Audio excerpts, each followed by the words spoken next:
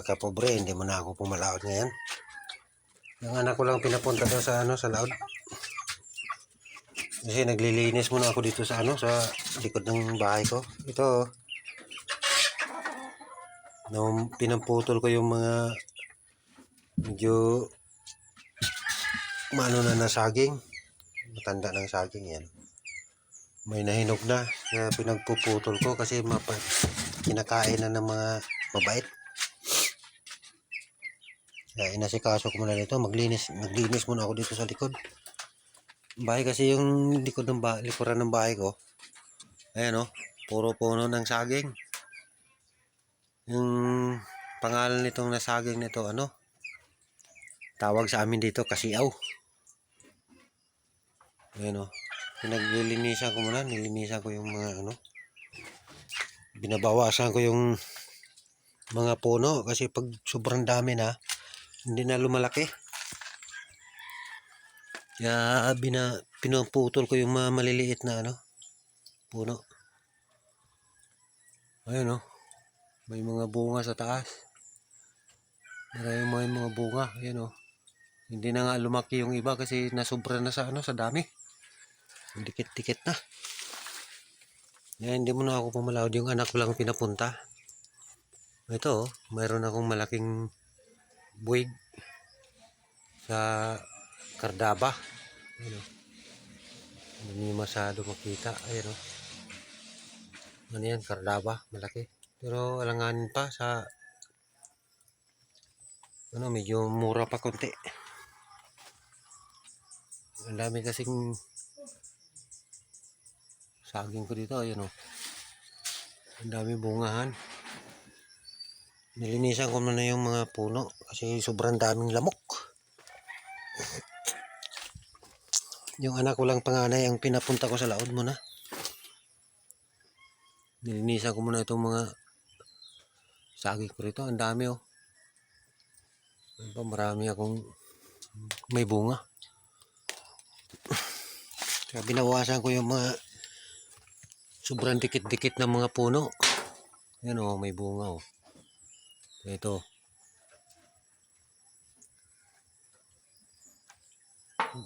Maliliit na kasi yung iba sa sobrang siksika na yung mga puno. Kaya binawasan ko. Kasi ito istampil ko. Hindi ko pa natanggalan ng puso. Ayan istampil ko. Andyan pa yung puso, hindi pa natanggal. Tatanggalin ko yung mamaya-maya. Ayun, may puno ako ng papaya.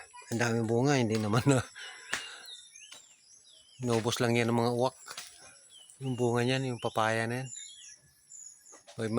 Pag mayroong nahinog, kinakain ng mga uwak.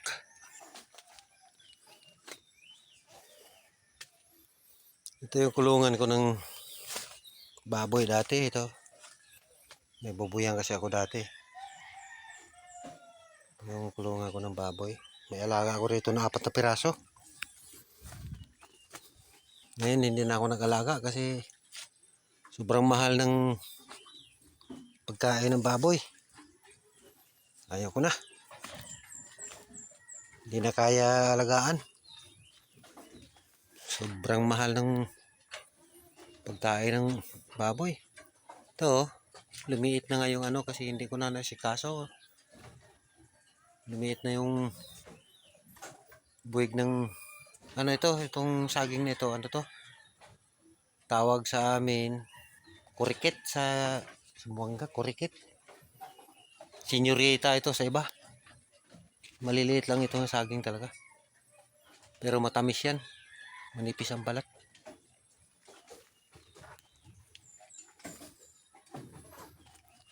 Ito, Cardaba.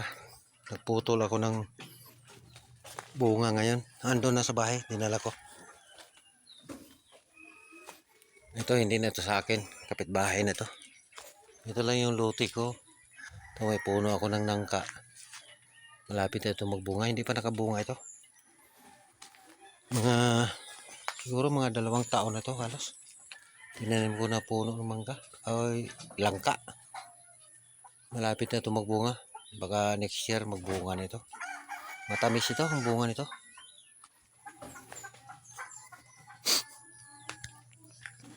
Ito yung bahay ko. Yun, marami akong puno ng malunggay. Yun o. Yan ang bahay ko. Hanggang doon. Ayan o. Nakita ninyo may maraming saging. Ayan ang mga puno na saging ko. Sa akin yan. Yung kubo na yan, yan yung makita ninyo nakadikit yun sa bahay ko. Ano yan? Abuhan ko yan. Yan ako nagsasaing pag magsaing ako ng kahoy ang gatong.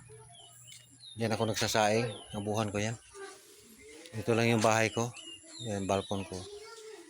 Ito yung dragon fruits. Yan, may puno na naman ako ng malunggay. Ito, may mga halaman ng asawa ko rito. Mga tanim. Bulaklak. Tsaka yung mga talong. Ayan o. May mga talong siya tinanim dito. Wala kasi dito yung asawa ko. Ando Cebu. Ito, dragon fruits.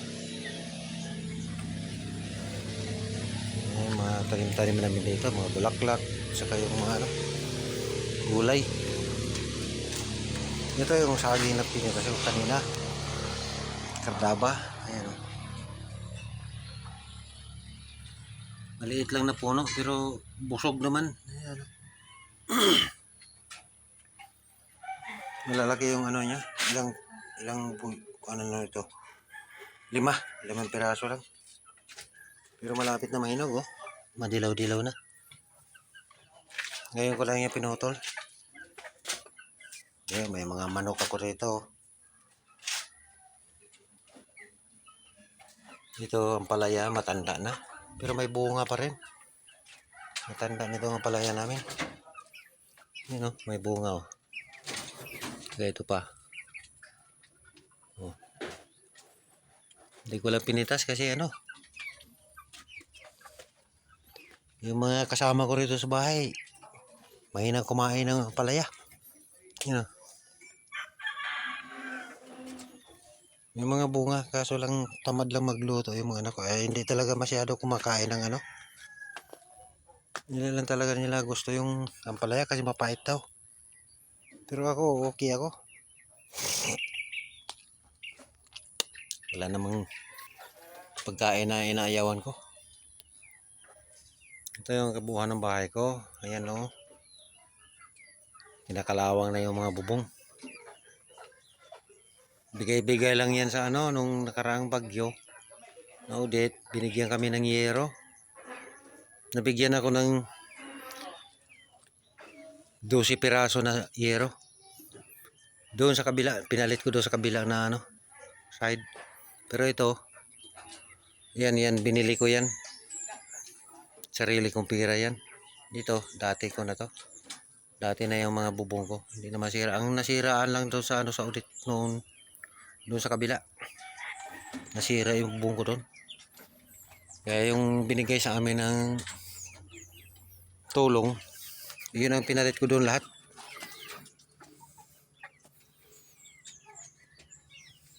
Ito yung kusina ko. Yung abuhan ko na kahoy ang gatong.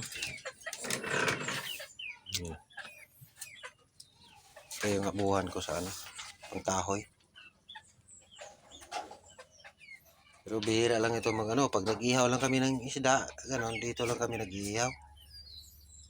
Pero sa saing, pag mayroon lang okasyon, dito kami gumagamit. Birthday, fiesta, dito kami nagluluto. Kasi hindi naman pwede iasa doon sa rice cooker lahat yung pagkanin. Ito yung kulungan ko ng baboy. Wala na, ginawa ko na lang tambakan ng ko. Panghuli ng alimango. Hindi ko na rin ginagamit. Ginawa ko na lang ng kulungan ng manok. Diyan, may mga manok yan. Yan, mga manok ko.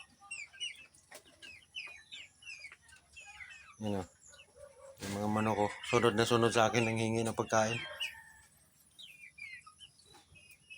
Mga to. May lahi ito ng mga manok na to.